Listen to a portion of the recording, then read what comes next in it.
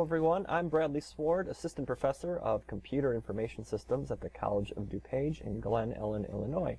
And today this short video will take a look at signed conversions between hexadecimal and binary and vice versa. If you have seen my previous video when it comes to unsigned binary to hexadecimal conversions and vice versa, then you are basically getting the same lecture here. This one's just going to be a little bit shorter because we don't need to go over as much because we've already covered it. Please see that video if you need more information. In one shape or form, table 1-5 here should be committed to your memory. And this is the conversion of every 4 digits of binary into one hexadecimal digit, or 1 digit of hexadecimal broken up into 4 digits of binary. Whether it's unsigned or signed, it does not matter. It's all the same all the time. You can think of hexadecimal as shorthand binary, and then you can think of binary as longhand hexadecimal. Because just look at the chart. Everything, all 16 values that go from 0 to F, they just go 0, 0, 0, 0, 0, 0, 0, 1, and so forth and so on, up to 1, 1, 1, 1 being for F. When I'm looking at a base 10 decimal number, it's very obvious when I'm looking at a negative number. There's a negative sign put in front of that thing.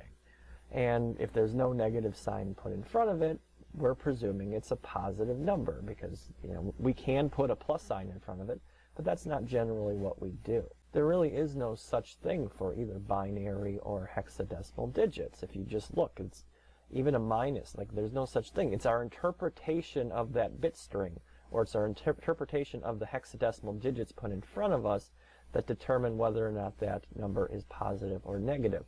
When it comes to binary, we're just looking at the first digit, the most significant bit, and if it's a 0, it's a positive number, and if it's a 1, it's a negative. But we still have to be told that we're dealing with signed numbers.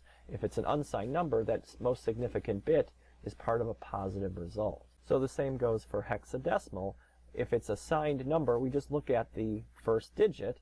If it's an 8 or above, you can look on the table, 8 or above, that first binary digit converts down to a 1, so I know it's going to be a negative number. 0 through 7, it's going to be a positive number. But again, I have to be told it's a signed number to even look or care, otherwise I just treat it like a positive number as always. So this one example here at the bottom of this slide, take that giant string of binary and convert it into hex, or take that hex and convert it back into binary. There's no such thing as positivity or negativity when it comes to these translations. So it's very simple. So in this case, if I took that string, and you start from the least significant bit and take every 4 bits that way from right to left, because it is possible that you don't have a multiple of 4 when it comes to the number of bits sitting in front of you. But in this case, there are 24 bits, which is a factor of 4. But even so, you go, okay, so the right-hand side, the 0, 1, 0, 0, that's a 4. And then right to the left of that is 1, 0, 0, 1, which is a 9, and so forth and so on. And of course, you got to remember that you're converting, the 10 into its hexadecimal component. It's not 10, it is 10, but it's still an A when it comes to how you address that on a piece of paper when you're writing it out.